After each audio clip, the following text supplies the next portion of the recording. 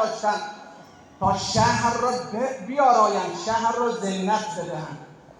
وقتی که میخواستن کاروان رو وارد شهر شام بکنن، یک جمله از زبان حال دارد که اگر صدایم یاری کنه خدمت شما نظمن بخوانم.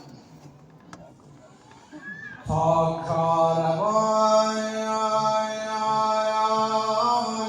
کربلا نزدیک شهر شام شد، ناگاه دل زینب گرفت آکنده از آلام شد. درگاهش آمد نغمه شادی و ساز شامیان، از هر طرف مردمان در تنوع و دشتام شد. خدا نکنه در مجلس ما کسی باشه که تحت شنیده باشد. وقتی وارد یک شهر میشوی، در اون شهر غریب اهل آن شهر به تو طعنه میزند، زخم زبان میزند، خیلی برایت سخت میگذرد، چون نمیتوانی از خودت دفاع کنی. حالا مردم شام اهل بیت اهل الله چگونه زخم زبان میزند.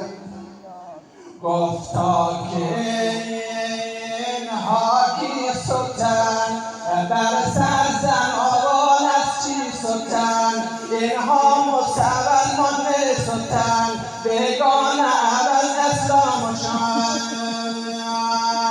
دختران و خواهران حسین در حال وارد شهر شام کردند که همه رو به یک رسمان بسته بودند. یک سر رسمان به گردن امام سجاد بود، سر دیگر رسمان به گردن عمه‌اش زینب. مردم دسته گروه آمده اهل بیت پیغمبر رو تماشا می‌کردند. این زن چرا افسرده است، شلاق و سیبیل خورده است، شاید در آواز مرده است، مهمان شهر شام شاید.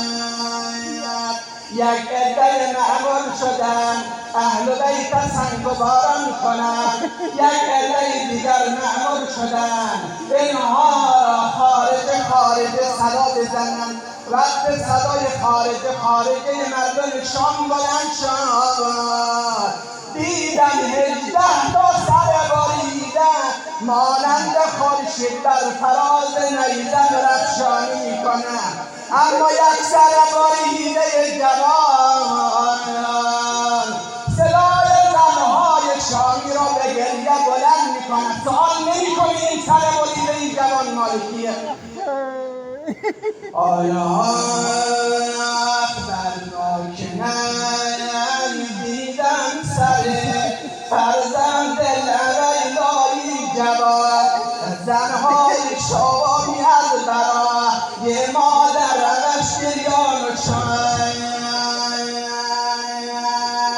این سر بریده جوان سر علی اکبر حسین، صدای گریه زنهای شامه بلند می شود. این جوان عجب رعنا بوده، این جوان عجب زیبا بوده، مادر این جوان عجب قدرت داشته، پدر مصیبت این جوان مرگ این جوان صبر کرده.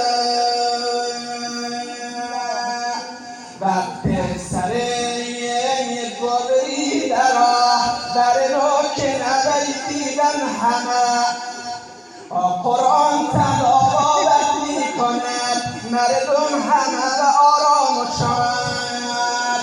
اما یک سر بریده دیگر در بالای نیزه مانند آدم زنده نظر میکنه، مانند آدم زنده صدایش به آیات قرآن بلنده.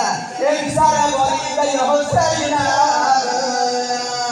هنگامی که صدای تلاوت قرآن سر بریده حسین بلند شد، میگه مردم شام یک عده آرام شدن، دیگر صدای طعنه خارجه به گوش نمیرسید. مردم با هم دیگر نگاه میکردن. یزید اینها را خارجی میگفت، اینها چطور خارجی هست که سر بریده‌اش بر فراز نیزه